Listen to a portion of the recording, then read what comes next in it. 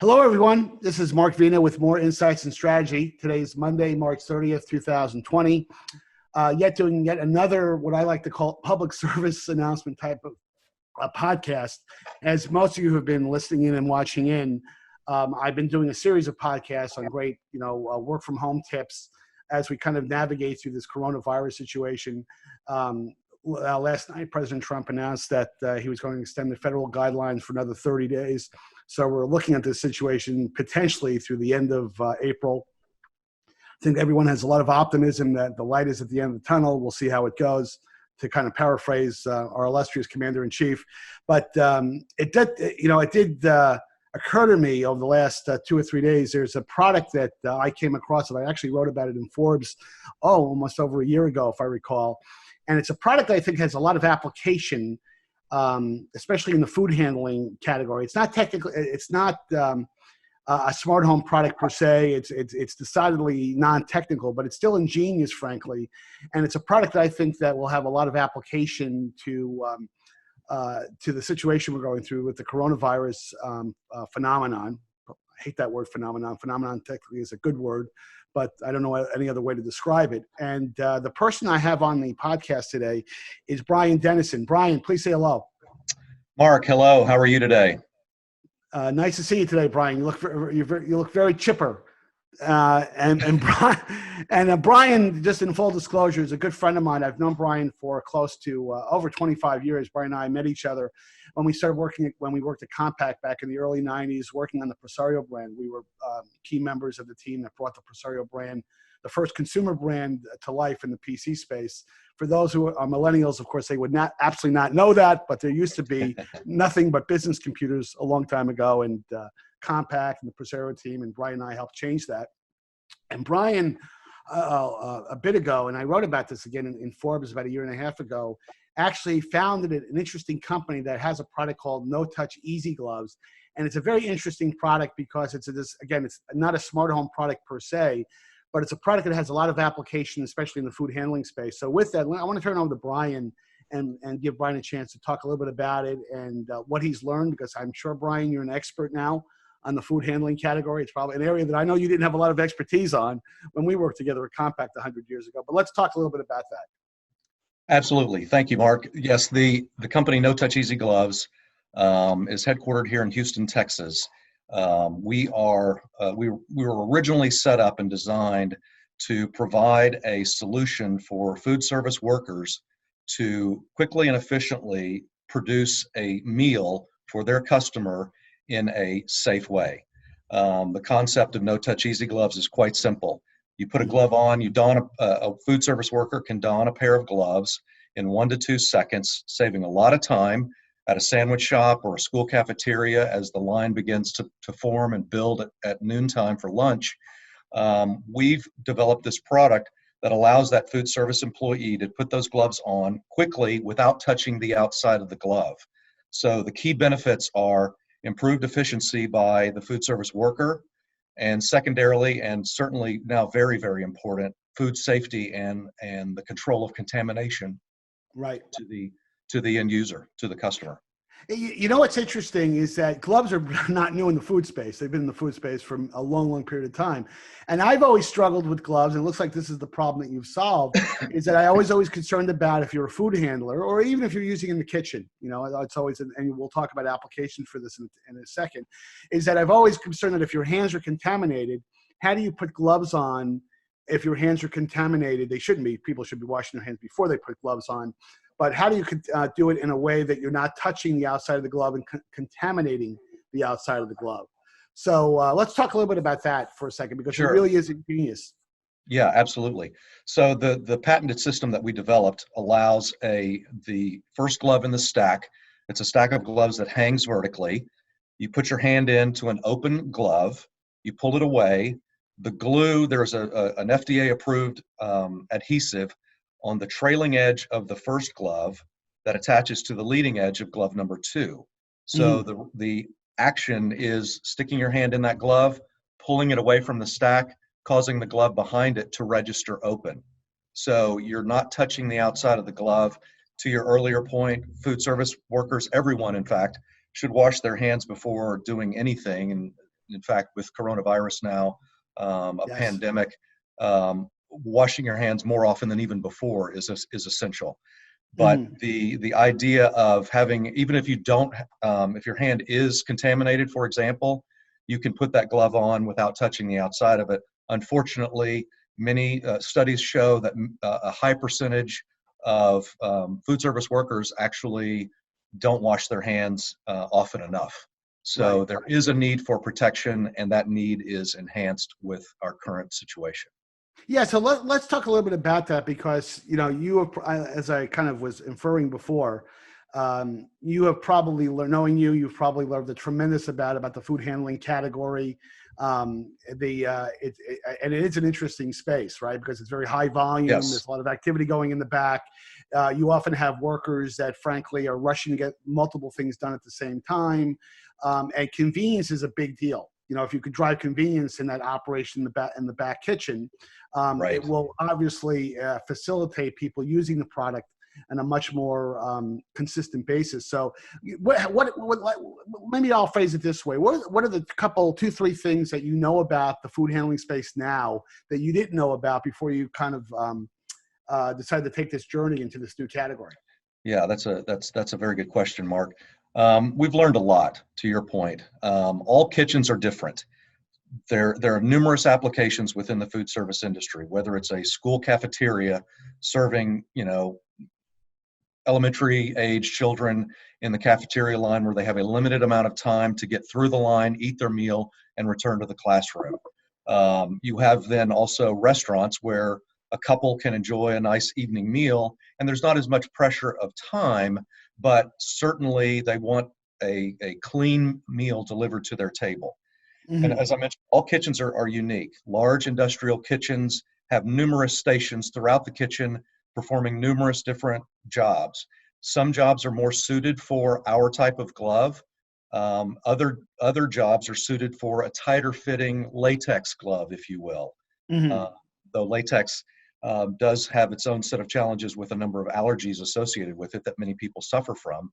But my point is, a tighter fitting glove is more suited for chopping up vegetables, as an example. Right. Whereas serving the plate, adding chips to a plate of food, reaching into a drawer to pull out chips is a perfect use for our glove. You can also don our glove over the top of a tighter fitting glove Mm-hmm. and pick up the trash can lid that just fell on the floor.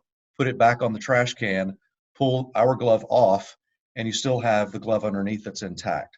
So there are Right. applications throughout the kitchen that apply. Yeah, let's go back to that latex issue before, because I don't know if there's a lot of appreciation for that from the average consumer, the average person, but that was obviously something you discovered as you were going through this journey in terms of Yes. the product. So I mean, I don't think, and I don't have the data. I don't know if 90%, 50% of the population is allergic to latex, but this of course eliminates that as a variable, correct? Absolutely. And the statistics show that roughly 20% of the population has some form of latex allergy. So it's a Right. measurable percentage.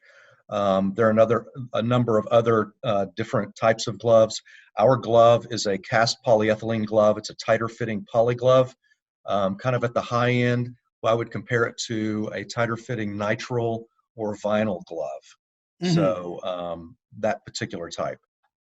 So the obvious question, I'm sure, and we were talking about this before we started the podcast, is that there's no question. I am sure that there's probably it is FDA compliant, which is interesting, but I'm sure there's application outside the food space. Can you talk a little bit about that? I mean, obviously, you probably would. This is probably not recommended for use. I'm going to say make a broad statement in an operating room per se. Of course, that's not what its intended use is.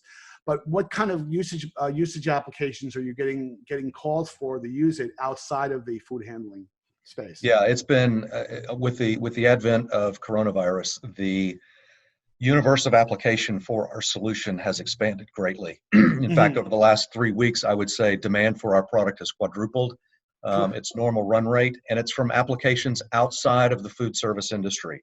For example, you're a grocery shopper, you're handling a cart, pushing it around the aisles of a grocery store. You have no clue who has handled Right. that cart before you. the coronavirus can exist there on that surface for days.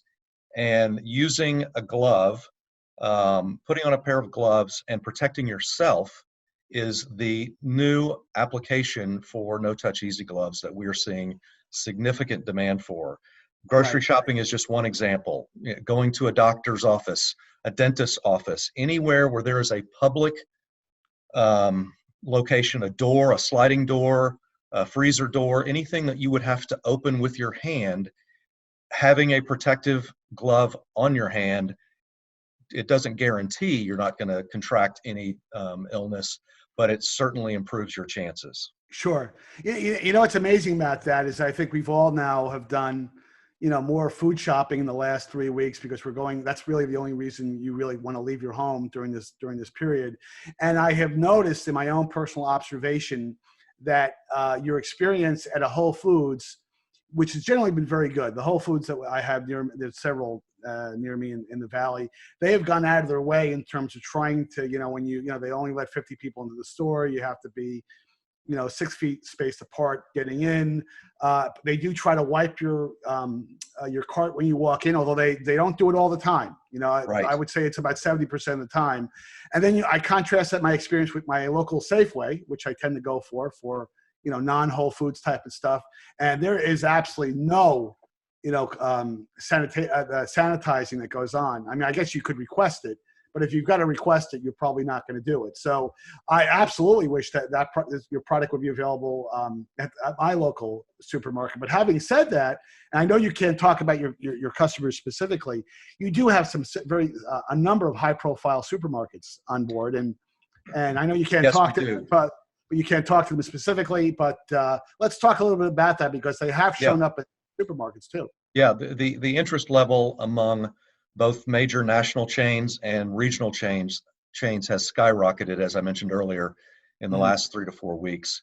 We're engaged with a number of procurement officers throughout the country on protecting their customer, whether it's a shopping experience or if it's families visiting family members in the hospital. Another good example, you walk into a hospital. In fact, I received a call just today from one of the very large Houston-based hospital organizations asking for availability of gloves so they can give their visitors a pair of gloves as they're walking into the hospital to visit family members, other patients, etc. It's really a matter of the individual taking charge themselves. You really have to be diligent for your own safety. You can't depend upon someone else to do the right thing for you. Even though in your example, Mark, your Whole Foods is doing a much better job of sterilizing, you still have to take the personal precaution and not rely upon someone else to do that for you. Right. Well, and I guess the other application I hope, and you're going to laugh at this because I'm a Yankee fan. Brian, you're an Astros fan, which I'm still trying to convince you to branch out. Branch out to start. You don't want to you root for a team that's a criminal team, but that's a different podcast. But the funny thing is that I think when we go back to watching sports, and that will happen because I'm a diehard baseball fan, you are, and I think a lot of the concerns that people are going to have is just buying food at a stadium. I mean, we all know, even under the best, Minute Maid Field, Yankee Stadium, the newer venues, they try to do as much as they possibly can to provide a very clean and sterile environment. But when you have 40 or 50,000 people show up in a stadium, you don't know what the heck is happening here as people are buying food in a very communal type of setting. Right. So I hope, speaking for myself, that, that your type of product does show up at sports venues, because I really do think that I would have tremendous, there'd be tremendous appeal for a product like that. Correct? And that is absolutely true. Any large public setting, once the virus is declared at a point, hopefully soon, that it's not as serious, and we can attend baseball games and other large sporting events again. The use of our gloves is, I kind of compare it to 9/11. 9/11 was a disaster for this country. The calamity was magnificent. It was highly unfortunate for the families involved, for the individuals involved. TSA is a byproduct of 9/11. TSA is still with us today. Hmm. Once coronavirus is more under control, the use of gloves and masks and things of personal sanitation, they're not going to go away. They're going to be here indefinitely because people will be more cautious. They will Right. be more selective, and they'll be more diligent about preserving, their own health. No, that's a terrific observation, and I think your analogy to hey, here, TSA was a byproduct of 9/11. This country will never be the same. Not that that's a completely different podcast, but I will tell you, I think you're absolutely right. The way we handle food, the way we go to restaurants, buffets, for example. It'll be interesting to see if buffets come back in tremendous tremendous force. Just doing things as simple as eating peanuts at a communal bar, at a communal, from a bowl in a bar. Yes. We'll see how that kind of pans out. Yes. But before we end the podcast, next few minutes, let's show the product off because Sure, absolutely. And for those of you who will be watching the video broadcast, I am going to show some images of this. But I'd like Brian to do a quick demo if we can. Sure. So this is the product in its current orientation. I'm not sure how well you can see that, but we have a stainless steel. Raise it up a little bit, Brian, so the camera can see it. Yeah, I will. So we have a stainless steel mount. We call this our edge mount. And on this edge, and the edge mount is this particular configuration because it will basically adhere. We use 30-pound mount tape on the back. It will adhere to virtually any surface, whether it's a stainless steel prep table, a brick wall, a kitchen wall, any surface at all. You can hang this particular mount, and then in turn, you take a stack of our gloves, which they come 50 to a stack. They fit right on there. And the gloves hang vertically, as I mentioned before, and you simply pull away a glove at a time, and you put it on. Now, in the application for personal safety, it's less important that you have to put your hand all the way through to pull it away. I use this at the gas pump every day, or anytime I need to fill up my car. I carry a pack of these in my car. When I handle the gas pump, which is probably the most contaminated surface on the planet Earth, I will I'll pull off typically one glove because I'm just pumping with one glove. I'll put the glove on like this, and then I'll fill my tank with gas. That application will eclipse any other, in my opinion, in terms of usage, because again, that surface is highly contaminated. I don't know how long coronavirus will live on a fuel pump, but I'm guessing it's hours, if not days, if not a week. Who knows? Right. But the concept is in an application where you're hanging the product to use as either a food service worker.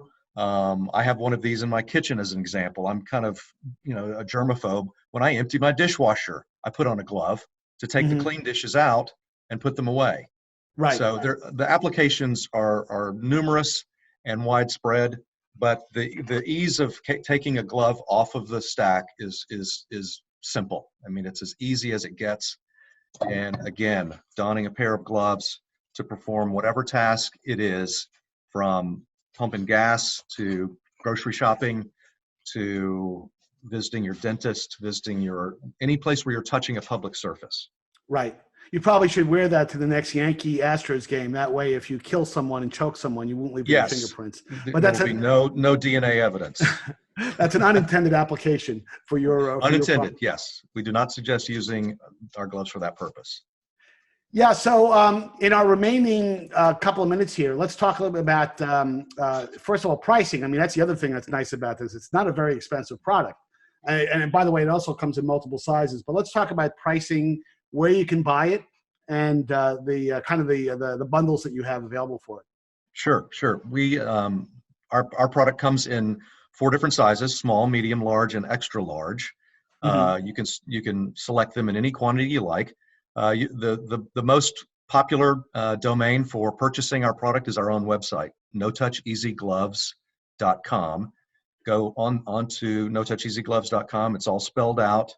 And you can order directly from us. Our pricing is extremely aggressive.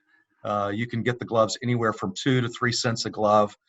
Typically a pack of 3,000 gloves, a case of 3,000 gloves comes in at around $62 right now today on our website, which equates to a little over 2 cents per glove.